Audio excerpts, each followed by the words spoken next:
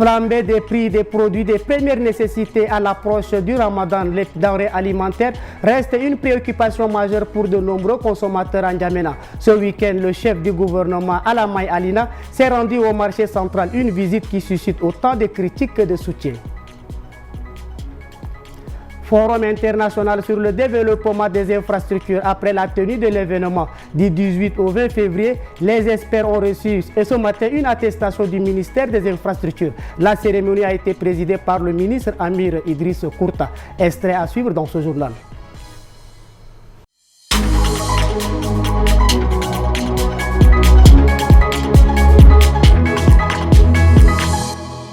Ouvrons cette édition avec cette brève. Les diplômés de l'école normale supérieure ont organisé un sitting ce lundi devant le ministère de la fonction publique et du dialogue social en N'Djamena. Ils expriment leur mécontentement face à l'absence d'intégration dans la fonction publique malgré leur qualification. Ces jeunes dénoncent également le manque de transparence dans le processus de recrutement et réclament une égalité de traitement pour tous les diplômés.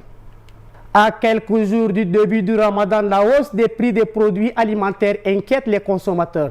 Ce week-end, le chef du gouvernement Alamay Alina s'est rendu au marché central pour évaluer la situation. Une visite qui suscite autant de critiques que de soutien. Sa visite est sur toutes les lèvres. Le week-end dernier, le chef du gouvernement, l'ambassadeur Alamay Alina, s'est rendu au marché central de N'Djamena. Objectif: constater la spéculation sur les prix des denrées alimentaires à l'approche du mois de Ramadan. Une descente est vivement critiquée mais aussi saluée.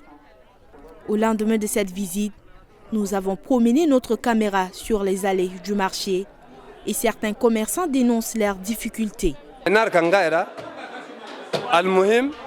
plus important, c'est que s'il y a de l'électricité, on peut conserver la viande pendant 3 voire 4 à 5 jours. On fait moins de pertes si la viande est bien conservée. Mais sans électricité, il est impossible de conserver la viande et le poisson. Cela fait 3 semaines que le marché est privé d'électricité. Un marché de viande sans électricité, parfois on ne peut pas tout vendre en une journée. Ce qui reste est mis au réfrigérateur.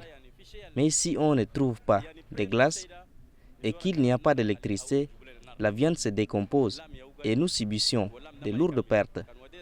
Tout ce que je demande, c'est qu'on nous règle le problème d'électricité. Nous, les femmes, souffrons beaucoup ici. Nous devons payer des personnes pour nettoyer le marché avant même de curer les caniveaux. En 2 ans, ces caniveaux n'ont été curés qu'une seule fois. Imaginez un marché envahi par les saletés. Est-ce normal? Sur certains étals, des commerçants annoncent aussi une baisse des prix de certains aliments à un peu plus d'1 semaine du début du Ramadan. Infrastructure, remise d'attestation aux experts. Dans le cadre du Forum international sur le développement des infrastructures du Tchad qui s'est tenu du 18 au 20 février, les experts ont reçu ce matin une attestation du ministère des Infrastructures. La cérémonie s'est déroulée en présence du ministre Amir Idriss Kourta. Suivez un extrait des propos du chef de l'unité infrastructure et transport de l'Agence de développement de l'Union africaine au micro de Tchad Info. C'est un plaisir singulier et un honneur d'entendre Monsieur le ministre dire que le ministère est très satisfait. Et je pense que cela illustre l'engagement de l'Agence de développement de l'Union africaine à accompagner les États membres. Nous sommes au service des États membres et nous ne faisons que notre travail. Éducation, interdiction du téléphone en classe, un défi à relever. 1 mois après l'entrée en vigueur de l'interdiction des téléphones en classe, les chefs d'établissement peinent à faire respecter la mesure. Malgré la décision prise par l'ancien ministre de l'Éducation nationale, Mahamadou Gana Boukar, de nombreux élèves contournent toujours la règle. Les responsables scolaires appellent les parents à jouer un rôle plus actif pour assurer le respect de cette interdiction. La récolte est fructueuse. En seulement 2 mois, une quarantaine de téléphones ont été saisis auprès des élèves. Ce matin, le proviseur les exhibe fièrement. Devant les portails, devant les salles de classe dans la cour ou encore dans les salles de classe, nous procédons à des fouilles par moment, histoire d'abord de les dissuader et même s'il y en a, on prend également. Et nous, quand on prend, on met le nom derrière plus la classe. Vous voyez, ça c'est un enfant de 6e encore, et qui vient à l'école avec un téléphone de cette marque. Vous voyez, et c'est pourquoi nous disons que cette décision, elle vient vraiment sauver le système éducatif. Parce que le téléphone, c'est un des problèmes majeurs qui gangrène le bon fonctionnement de notre système éducatif. Dès la rentrée scolaire, le ministère de l'Éducation a interdit l'utilisation des téléphones en classe.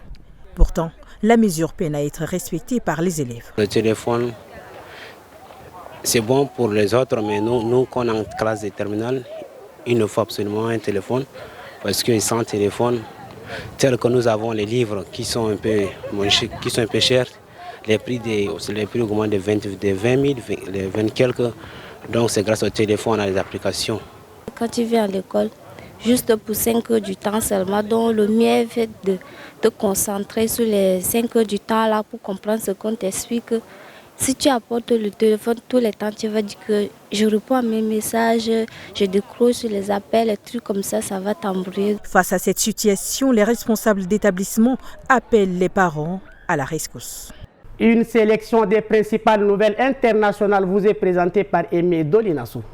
La gestion des déplacés internes en République démocratique du Congo devient de plus en plus difficile. Selon OCHA, environ 700 000 personnes ont fui depuis 2023. Depuis fin janvier, le M23 soutenu par l'armée rwandaise est arrivé dans des nouvelles localités, dont Goma et Bukavu, déclenchant ainsi des mouvements des populations. L'aide humanitaire déjà sous pression peine à suivre l'ampleur de la crise. Des appels se multiplient pour l'ouverture d'un corridor humanitaire. Autre chose, la guerre au Soudan, une charte pour jeter les bases d'un gouvernement parallèle à celui de Port-Soudan, a été signée dimanche 23 février à Nairobi au Kenya. Cette initiative du général Ameti, commandant des forces de soutien rapide en guerre contre l'armée soudanaise, a emporté l'adhésion de 23 organisations de la société civile, partis politiques et groupes armés. Le Kenya est aujourd'hui très critiqué pour avoir permis la création d'un gouvernement sécessionniste sur son sol. Pour finir, les Pays-Bas vont restituer au Nigeria 113 statuettes de bronze volées en 1897 par les soldats britanniques au peuple Edo dans l'ancien royaume du Bénin, situé aujourd'hui au Nigeria. L'annonce fait suite à un accord signé entre les autorités néerlandaises et le directeur de la Commission nationale nigérienne des musées et de monuments. Les premiers bronzes devraient arriver avant la fin de l'année à Lagos. C'est la fin de cette édition. Merci pour votre fidélité et bonne suite de programmes sur notre antenne.